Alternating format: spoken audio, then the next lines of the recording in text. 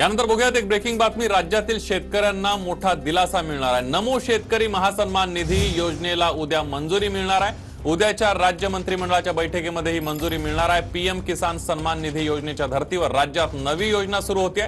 योजनेतून राज्यातील शेतकऱ्यांना वर्षाला एकूण 12,000 रुपये मिळणार आहे।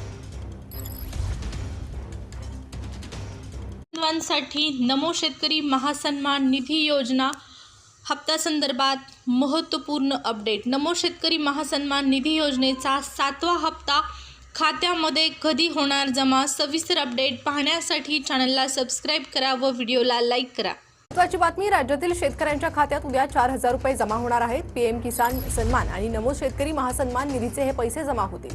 पंतप्रधान मोदींच्या हस्ते उद्या वाशिममधील कार्यक्रमातून रक्कम वितरित करण्यात येईल।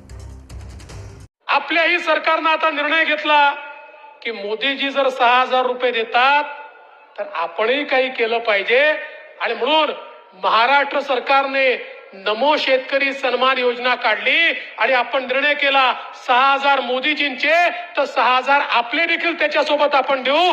12,000 रुपये शेतकऱ्यांच्या खात्यामध्ये थेट देण्याचा निर्णय आपण केला।